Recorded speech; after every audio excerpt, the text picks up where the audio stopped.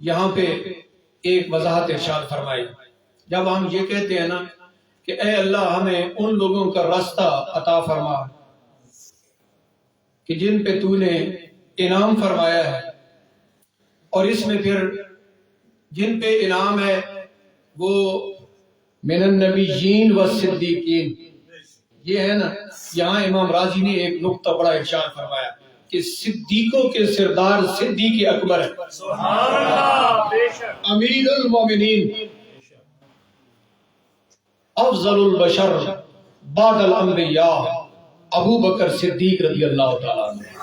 یہ عقیدہ اہل سنت کا کہ نبیوں کے بعد بنی نوع انسان میں سب سے افضل ترین جو ہستی ہے تو وہ صدیق اکبر کی ہے، خلیفہ اول، اور افضل ترین ہے نبیوں کے بعد. بے شک.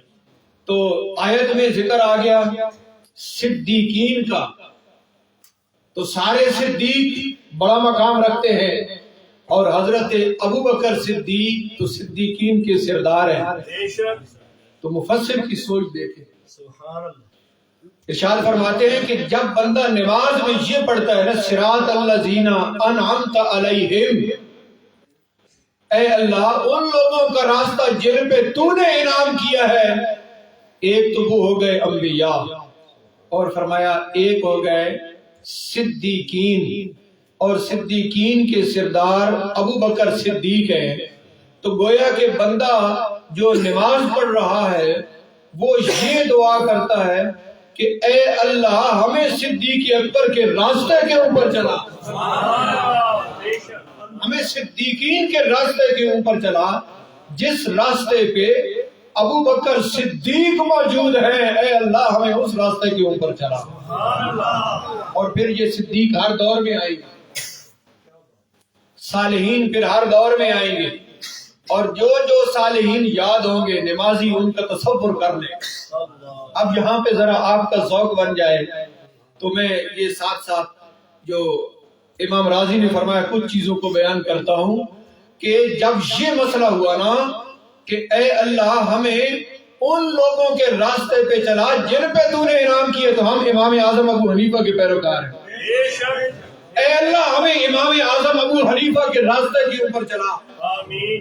ہم حضور غوث پاک کو ماننے والے ہیں. بے شک. اے اللہ ہمیں شیخ عبد القادر جیلانی کے راستے کے اوپر چلا، آمین. ہم گنج بخش فیض عالم کو ماننے والے ہیں. بے شک. اے اللہ ہمیں گنج بخش فیض عالم کے راستے پہ چلا، آمین. ہم خواجہ معین الدین چشتی اجمیری کو ماننے والے ہیں. اے اللہ ہمیں خواجہ معین الدین چشتی اجمیری کے راستے پہ چلا. آمین. یعنی سینکڑوں نام ہے نا، پتہ ہے آپ کو سارے. تو ذہن میں ہم تصور ادھر لے جا سکتے ہیں کہ اے اللہ تیرے جو کامل ہیں، اب جو ایک سارے کامل اجمالی طور پر ذہن میں آ گئے، اور جو ہے اے اللہ ہمیں حضرت سلطان باہو کے راستے کے اوپر چلا، سبحان اللہ. اے اللہ سیدنا پیر میر علی شاہ کے راستے کے اوپر چلا، سبحان اللہ. بے شک. اے اللہ ہمیں حضرت شاہ سلیمان توسی کے راستے کے اوپر چلا، ماشاء اللہ. اے اللہ ہمیں خواجہ نظام الدین اولیاء کے راستے کے اوپر چلا، آمین. اے اللہ ہمیں بابا فرید الدین گنجے شکر کے راستے کے اوپر چلا. آمین. بے شک. یعنی یہ تصور جو یاد ہے ذہن کے اندر یک لکھ بندہ ان کو ذہن میں لائے، اے اللہ ہمیں ان لوگوں کے راستے پہ چلا جن پہ تو نے انعام فرمایا. سبحان اللہ. اور جو انعام یافتہ ہے اجمالی طور پر تو سارے سب، لیکن جو تصور میں ہے ان کو بھی ذہن میں لے آؤ.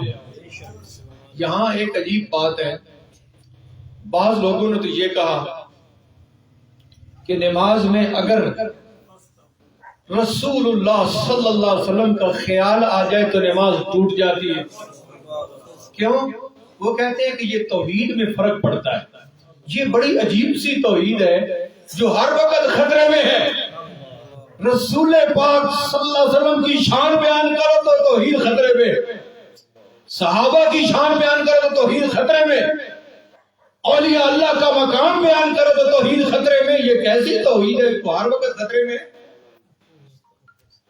یہ باقاعدہ ایک مکتبہ فکر ہے کہ نماز میں اگر خیال آ جائے تو نماز ٹوٹ جاتی ہے. لوگوں نے ان سے پوچھا کہ یہ کیا تم نے عجیب بات کی؟ انہوں نے کہا کہ بات اس لیے کی ہے کہ بندے کے ذہن میں تعظیم آ جاتی ہے، عزت آ جاتی ہے، تو اس عزت کی وجہ سے توحید میں خلل آتا ہے۔ اس لیے ہم نے کہا کہ اگر خیال آ جائے تو نماز ٹوٹ جاتی ہے۔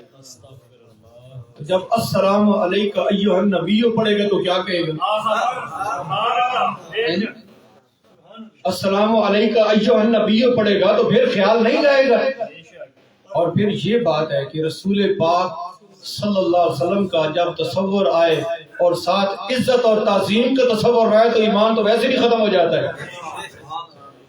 جب السلام علیکہ ایھا النبی پڑھا جائے گا بے شک، تو نبی پاک علیہ السلام کا تصور بھی کیا جائے گا اور ساتھ تعظیم بھی دل میں رکھی جائے گی۔ بے شک، سبحان اللہ، توحید کو کچھ نہیں ہوگا بلکہ توحید مضبوط ہوگی۔ انشاءاللہ، بے شک، دیکھیں تو یہاں جب بندہ یہ پڑھتا ہے کہ اے اللہ ان لوگوں کے راستے پہ چلا جن پہ تو نے انعام کیا ہے، وہ انبیاء ہیں، وہ صدیق ہیں، وہ شہداء ہیں، وہ صالحین ہیں، وہ اولیاء کاملین ہیں، تو میں نے عرض کیا کہ جو صراط مستقیم ہے اس کے اوپر بڑے نشان لگے ہوئے ہیں ہر صدی میں۔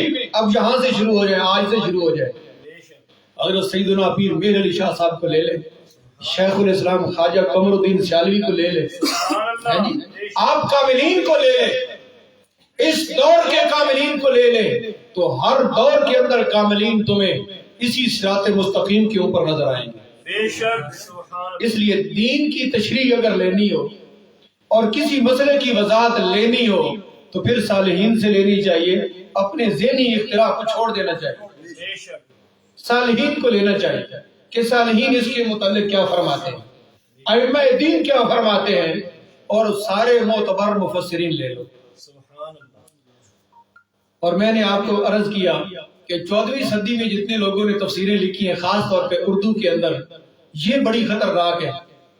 ممکن ہے کسی درس میں ہم 2-4 تفسیروں کا آپ کو جو ہے نا وہ نظارہ بھی کرا دیں کہ یہ مفسر کیا لکھا ہے، اور اصل جو جینین مفسر ہیں انہوں نے کیا لکھا ہے، امام راضی نے کیا لکھا ہے، ہم یہ دیکھیں گے۔